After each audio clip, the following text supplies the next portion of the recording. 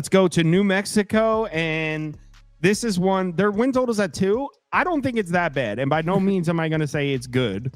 But New Mexico head coach Danny Gonzalez was fired after 4 years with the team. He's with Arizona now as a linebacker coach. They bring in Bronco Mendenhall. So I actually messed up. Bronco Mendenhall is the guy from BYU, not the. Yeah, but his most recent stint was at Virginia. Virginia, yeah. But I mixed when I was talking before.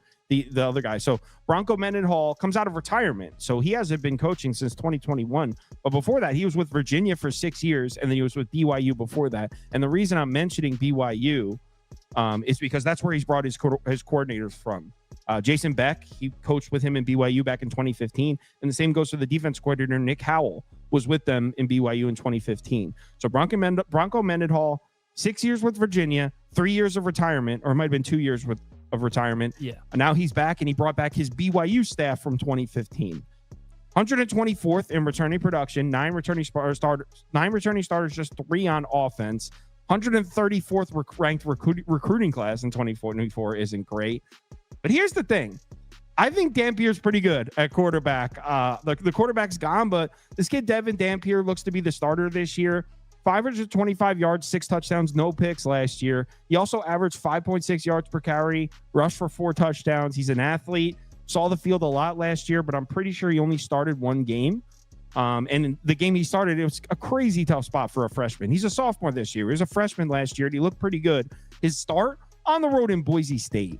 So it's got him a little bit of some slack here. His only start is on the road in Boise as a freshman. The running back, their RB1 is gone. He's on Arizona now, but their RB2 is back. Their RB2 averaged 6.7 yards per carry last season, so he was able to make plays.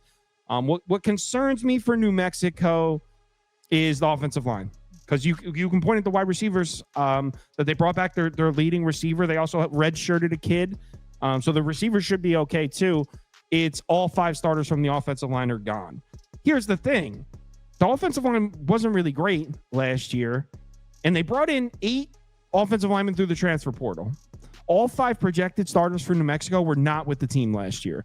So that's like such a huge toss-up. Like, I don't know if we can necessarily say that's bad. I guess based on the fact that this win total's at 2, that everyone thinks that's going to be bad. But I like this scrambling quarterback, and certainly take some pressure off the offensive line. I don't think it's that bad. Yeah, quarterback, I kind of tend to agree, but I think there's still such a huge question mark, because you never know with a guy like this, with the new coaching staff, how he's actually going to perform now in full-time jobs. So that's still a huge question mark. I mean, this was a good offense last year, but I tend to believe 5 transfers coming in on the O-line, that as bad as they were, that's tough. It's tough to hold on. So I got to keep saying, I'm measuring next to 2 wins as the win total. Yeah. So it's like, it's not that I'm saying that that New Mexico's going to be good. I'm just comparing it to the fact that they have 2 wins projected, which is crazy to me. Yeah. When it comes to this team, it was very similar to the who was it? Two teams ago, whoever we talked about. I'm in my head here about this, but Bronco Mendenhall, Nevada. Yeah. Taking over with a new coaching staff with a guy who's been at a place like he was at BYU, but Virginia, when he was at Virginia, like, I think they pulled some upsets at that time when he was there, and it was shocking to a lot of people. If you're gonna say his win total, a guy that I think a lot of people would say is a good head coach, not a great one obviously, but he's done well where he's been, like been decent. He's got to pull 1 upset to reach 2 wins. I know. That's what I'm saying. So I agree with you there that, like, it's crazy to have a win total at 2. You can go through this team and you can look at it, and they're probably going to be a really bad team. Their defense was really bad last year, and they return a lot more on defense than they return on offense. That's not saying much. Their defense was god awful last year. They were worst. They were one of the worst in the country in every single statistic, whether it was run, pass, no matter what. The D-line's going to be improved though. Yeah, they bring back pretty much the whole D-line. They add a kid from USC. Yeah, that's my point. Like, they can be. I would hope they're going to be improved, because what they put out last year was awful. So, like, yeah, they're going to be improved, but forget all of that. Like, go through their team. Yeah, their roster probably sucks. They're probably one of the worst teams in the Mountain West. But you're telling me they can't pull up 1 upset?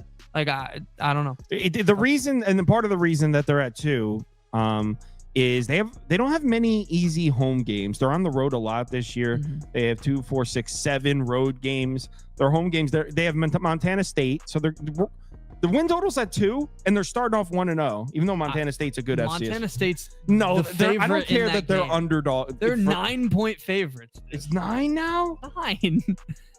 That's like it opened at 7.5. It's moved to 9. People are betting Montana State in that game, and I mean, I read up as much as I could on Montana State when I saw that line. No, they're very good. We're a good team. They were a good team, but they're not like. So you're telling me, last year's national champion was, I think, North Dakota State. That's not a 9. Imagine no if way. Montana or North Dakota State went to New Mexico. Are you telling me that would be like a 14? It is 9. Would that be like a 14-point line or a 20-point line? Like, This line opened at 4.5, and I was like, "There's no way." It was at 7.5 2 days before I looked at it, because I looked at the line history, and then it was at 9. So like, nobody expects this team to win that game, and that's the gimme on their schedule. So like, what the hell is going on with that? There's a couple of games in here where I look at, like, they're not beating any of the teams after Montana State until maybe Utah State. I think they could beat Utah State.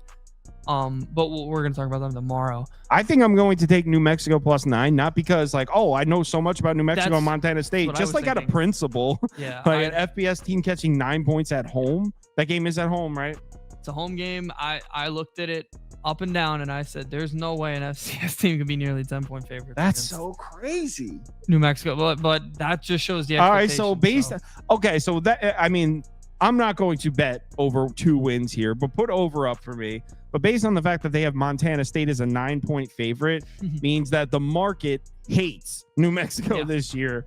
And if they're not going to give them the home game against Montana State, means they kind of think they have a good chance of going 0-12. What's the line that week 2 game against Arizona? 55. I mean, I don't know. Maybe Montana State's supposed to be like the best FCS team of all time this year. They're not. I looked at the preseason. They're like 15th, I think, in the preseason. That's crazy. Like, this isn't. So that's what I'm saying. Like, if North Dakota State was coming into New Mexico, would that be a 20-point line?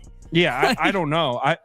I'm definitely not betting this over, and definitely not betting. I might bet New Mexico plus the points, but it will be more like out of principle rather than like a handicap. Just be like, there's no way. I would lean over as well, just because betting a team to only win 1 or 2 games is. The graphic says 2.5, but you can get 2s, by the way. All right, everyone. Thanks for watching. We'll be back tomorrow. Do a couple NFL teams, some more college, continue everything.